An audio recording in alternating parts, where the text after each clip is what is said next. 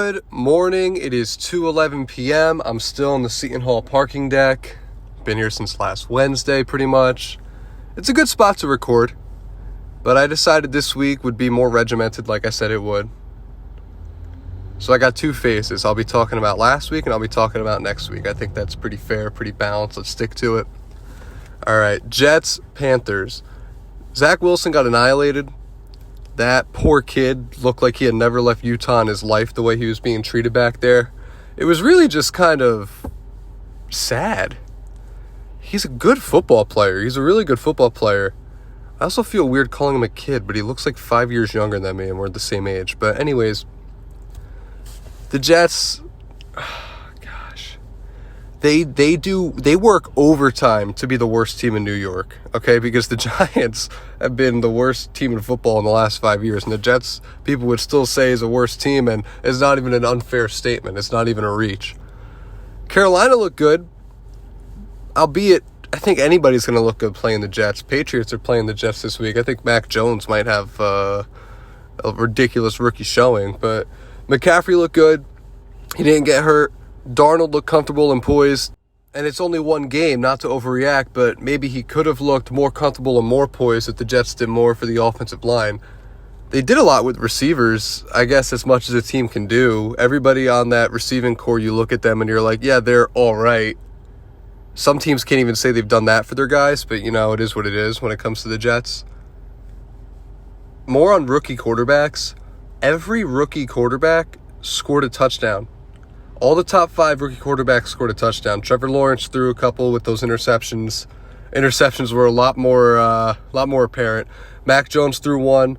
Zach Wilson threw one. Somehow, I don't know how he was able to stand up for 3 seconds to throw one, but he did. Justin Fields ran one on some weird scat thing, which I guess the Bears are just going to keep doing until they decide to sell off of Andy Dalton.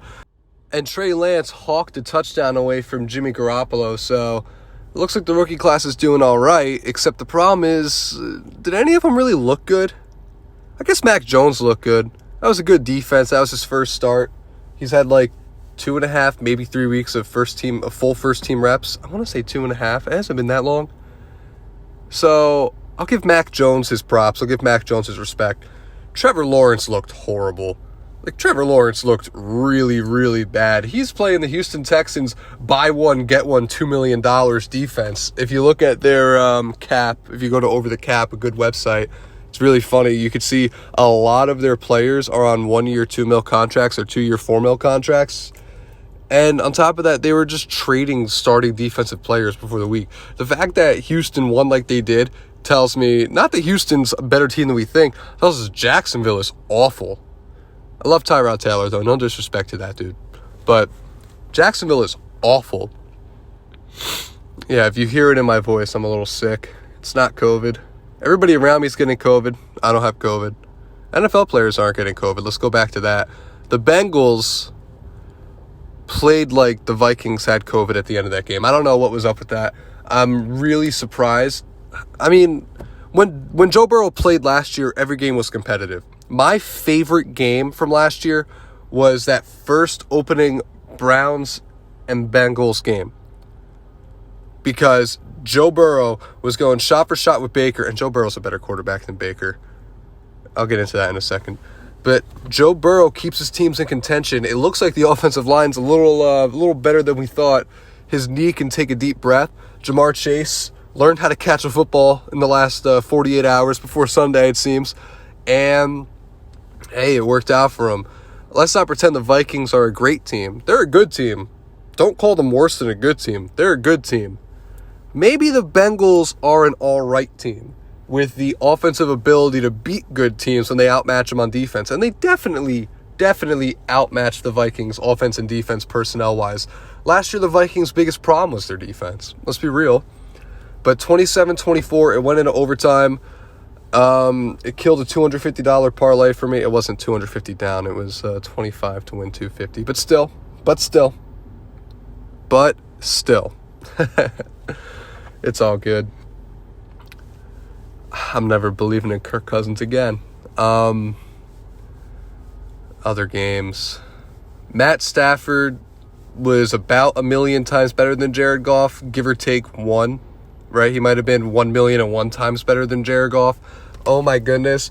The way he looks so comfortable on that new team. And I know I said it last week to the 7 people who viewed last week, and hopefully the 14 people who are going to view this week. We're trying to grow exponentially here.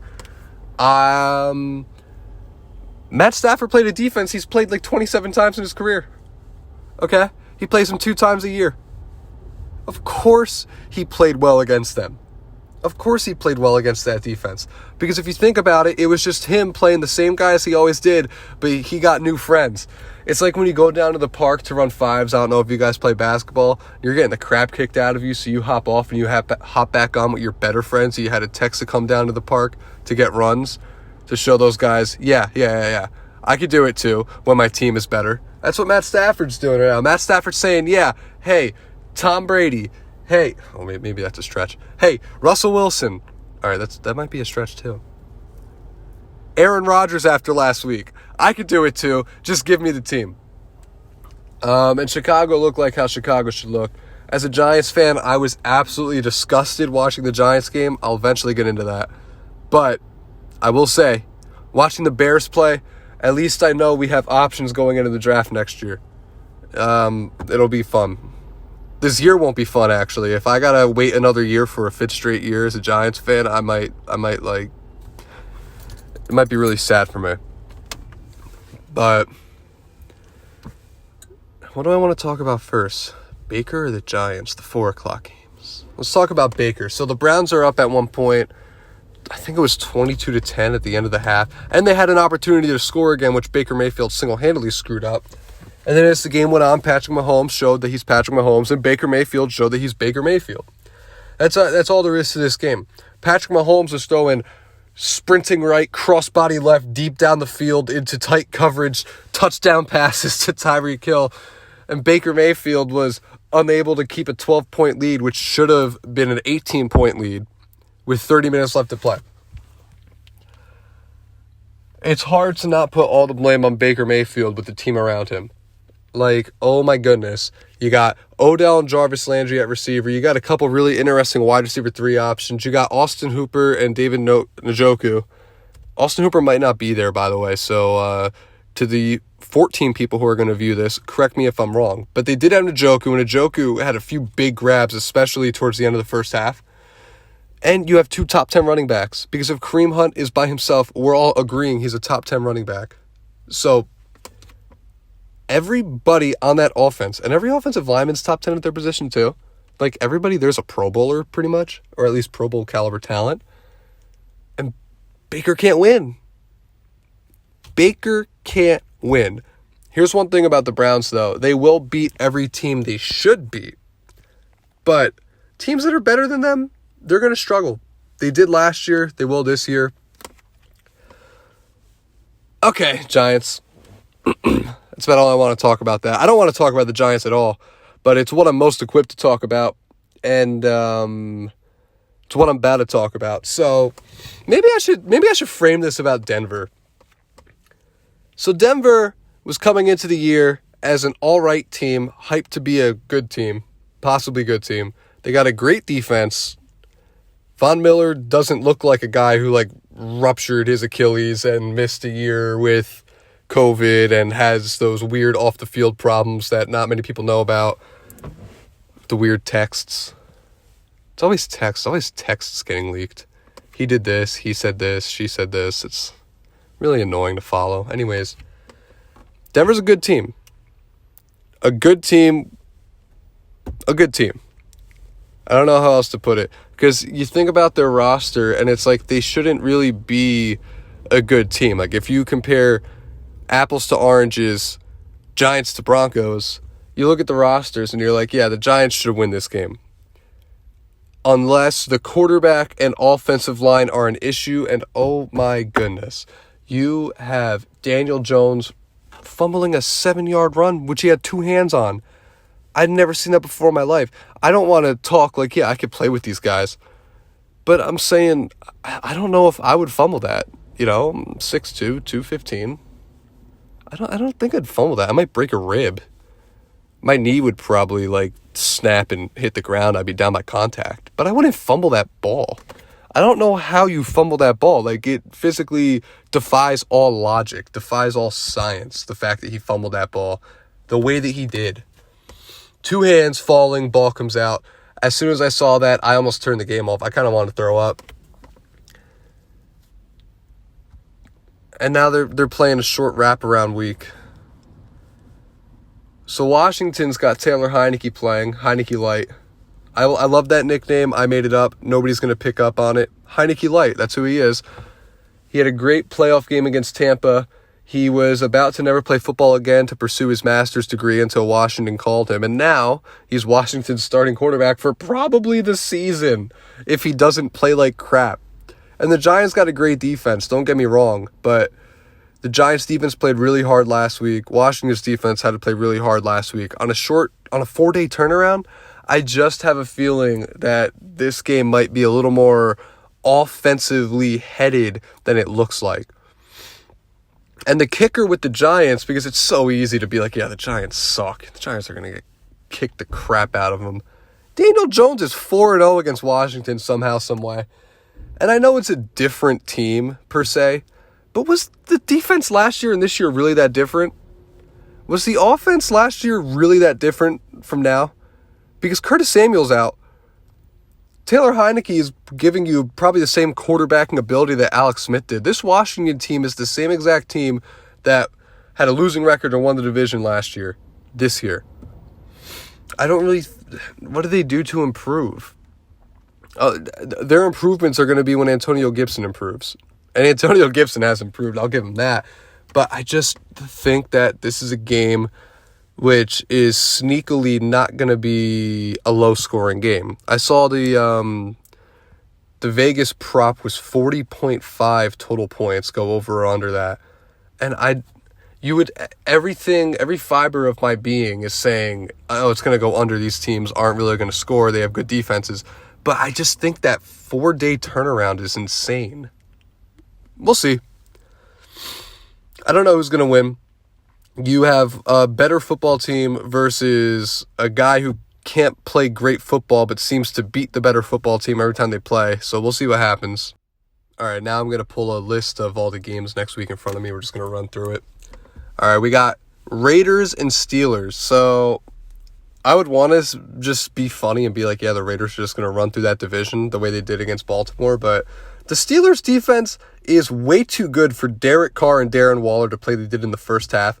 They could play the way that they did in the second half, but if they start off the game like they did last time, they're going to lose by 15 points. The Steelers' defense will score a touchdown, maybe 2. They will definitely be getting great field position. And the Raiders' offensive line is just so shaky. They're losing guys. Arguably, their best offensive lineman is Alex Leatherwood, the rookie from Alabama, who was the most flagged offensive lineman at Alabama last year. And I don't know how many penalties were called on him. 5 or 6. He had 5 or 6 flags thrown on him. So, yeah, I think the Steelers win this one. I don't think it's that much of a thinker. I don't think you have to think about it. 49ers and Eagles is a thinker because Detroit shouldn't have scored as much as they did. And I know it was an improbable run. I know the 49ers will probably tighten up their stuff. But the Eagles play really well. The Eagles played really well with Jalen Hurts. Jalen Hurts looks like every bit of the real deal. And he did last year too. Let's be real. He looked good last year. He looks like he's taken a step forward. I'm surprised the Eagles are looking so good. I saw people were saying they were going to have like 4 wins, and I wanted to say they were going to have 4 wins because I hate Philadelphia and I hate the Eagles, but they're a good team, and I have to sit here and deal with my bad team. I don't know who wins this game because the 49ers just should. But the Eagles shouldn't have beat Atlanta the way they did. I'm going to say the 49ers win. I'm going to say it's a high-scoring game. All right, Texas and Browns. Not Texas. That's that illness pronunciation. Texans and Browns. The Browns win. Broncos and Jaguars. The Broncos win. I love Teddy Bridgewater. I have nothing bad to say about Teddy Bridgewater. I was hoping Drew Lock was going to play against the Giants because, we'd probably win that game. But Teddy Bridgewater played, so we lost that game. There were other reasons we lost, but Teddy Bridgewater really keeps it together. He's really good. He's the highest tier of game manager available in football right now. I don't think he's a guy who can go above and beyond to win games, but the Broncos seem to be a team which is going to put him in positions to keep leads. Saints and Panthers, don't even think about it. Saints, Jameis Winston's going to have another video game day. Who the hell in 2021 is throwing for 146 and 5 touchdowns? That's like Alvin Kamara's rushing stats against Minnesota last year, but passing. One less touchdown. But, wow, I love Jameis Winston in New Orleans. This is like the most awesome redemption story ever, and I think it's going to continue against Carolina. Rams and Colts, this game could be cheeky because Carson Wentz could do some damage. He looked good against Seattle, not great against Seattle. And I know, like, first week back, and he wasn't really practicing that much with the injury, but still, you got to play better against Seattle's defense if you're going to go and then play the Rams defense the next week and want people to believe in you. I'm going with the Rams. Cole Stevens isn't bad. Cole Stevens is good. Their linebackers in the front. Their secondary is something. If Xavier Rhodes plays, that helps. He's a guy who likes to be great every other year. But I'm sticking with Stafford. I'm sticking with the hot hand. I am going to go on record right now. I'm going to say the Rams win 15 games. I'm going to say they go 15-2. And they're not losing one of those two to the Colts. Bills and Dolphins. This is one of the couple games I'm betting on. I'm going heavy on the Bills spread, minus 3.5. They lost last week because their offensive line wasn't good enough to deal with 60 minutes of the Steelers' defense. The Steelers' defensive front seven is ridiculous, and the Bills didn't capitalize when they could have on scoring early, so they got fatigued. I think they go into this week against the Dolphins, a defense which is good. It's a great defense, borderline, but they can't do that. All right, they're not going to do that. I think the Bills are going to put up 30. Patriots and Jets, oh my goodness. I didn't want to keep saying, oh my goodness. I need something new to say. But the Patriots are going to kill the Jets. Why are we even talking about this? Other than the fact that I'm the only person talking and 14 people are going to listen to this, why are we even talking about this? Dude, the Patriots are going to kill them. The Patriots are going to kill them. It's going to be crazy. It's going to become the embodiment of everything Jets fans hated about the Tom Brady, Bill Belichick era, because it's still Bill Belichick, and Bill Belichick's era is not over in dominating that green uniform team in New Jersey that calls himself a New York team. All right, let's pitch it back a little bit. Pitch it back. Bengals, Bears. Bengals. I don't know who the favorite is in this game. I have a weird feeling the Bears are probably the favorite. But I'm going Bengals. The Bears defense, it's a really good defense, but I just feel like they're falling off. This is a personal feeling. This is no scientific basis. Feel free to tell me I'm an idiot for thinking this way. I just don't see this defense that's relatively been the same group for the last 4 years staying the same caliber. Plus, after the way the Bengals won last week, I mean, I'd ride the hot hand here. Bengals. All right, Falcons, Buccaneers. Don't even think about it. Buccaneers.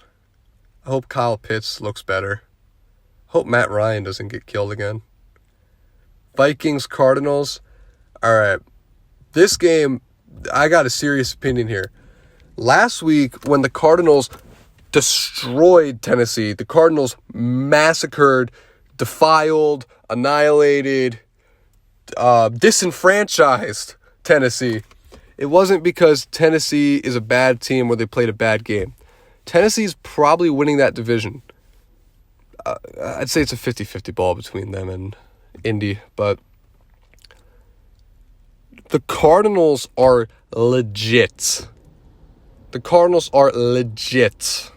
All right, their quarterback is going to either be the MVP or the Offensive Player of the Year. He was on pace until he had that, it was a shoulder flare-up, I found out, week 12. Okay, he was on pace. killed them last time. The Vikings don't have a defense that can stop the Cardinals' offense. No team in the NFL has a defense that can stop the Cardinals' offense because of Kyler's ability to run. If it was just a throwing game, there's like 2 or 3 teams. Because of Kyler's ability to run, Chase Edmonds ain't half bad.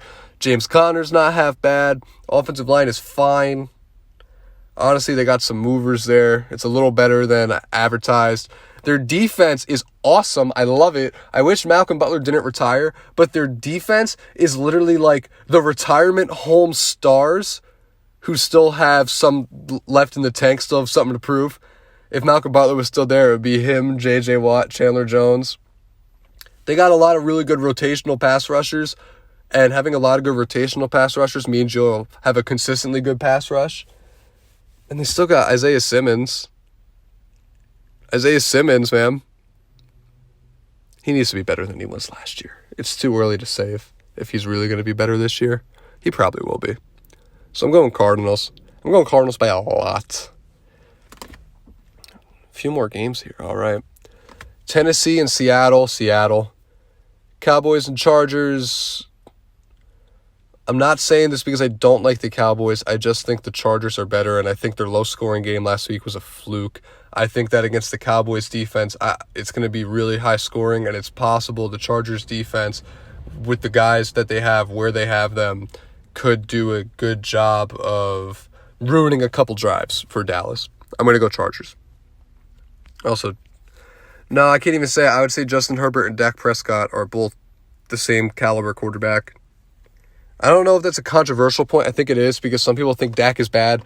Some people think Herbert's overrated. Some people think Dak is great. Some people think Herbert's great. So I think depending on who hears me say that, some people would agree or some people would tell me I'm insane, which is kind of funny because the fact that there's so many varying opinions on this. Dak Prescott and Justin Herbert are the same quarterback. So I'm going to go Chargers. Chiefs and Ravens. I was not inspired by the Ravens' play, but they are regular season dogs, but I'm pretty sure the Chiefs always beat the Ravens. I could be wrong. But I'm going to go with Chiefs. It's very, very, very hard to bet against the Chiefs. I tried to last week. I failed. And then Monday, Lions and Packers. Oh my gosh. Okay. So what version of Aaron Rodgers do we get on Monday? He's got 8 days to wash whatever crap show that was off his face and show us some semblance of the MVP from last year.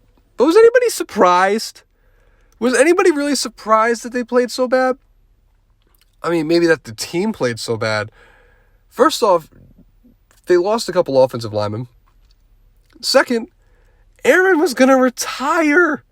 He was going to retire 5 weeks ago. It was August 1st and we're sitting there, we're thinking, hey, where's Aaron Rodgers? He's thinking about retiring. He wants to leave. He wants out. I don't know what the hell his game is. I don't know where his mind is at right now.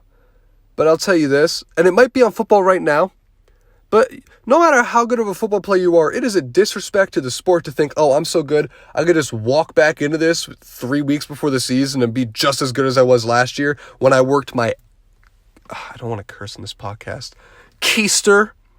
my keister off to prove you that Jordan Love wasn't the pick. Talking about, oh yeah, that night when I was pouring whiskey, I was 4 fingers deep, and he's got 10-inch hands, guys.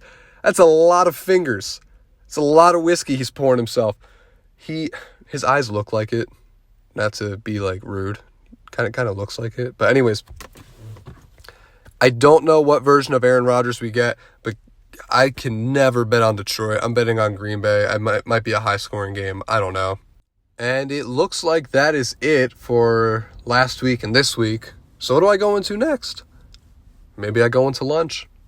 Maybe I turn this podcast off right now. I think that's what I'm going to do. Everybody take care. I'll see you guys next Wednesday. I really want to get this on podcasting software. I don't want to keep putting this on YouTube, but I might be getting put to the back burner of importance on the free podcast account. I don't know. All I know is I haven't heard back. I'm not going to say anything rude. There's nothing rude. There's way more important things for these people to do than give somebody like me a free podcast account. So I understand that I haven't heard back from them yet, but I just wish I would. You know, it's I'm getting credits for this, but it's okay. We survive, we strive, we move on. I'll have this posted later. I'm going to make a jingle. I decided every podcast needs a jingle, so I'm going to make a jingle.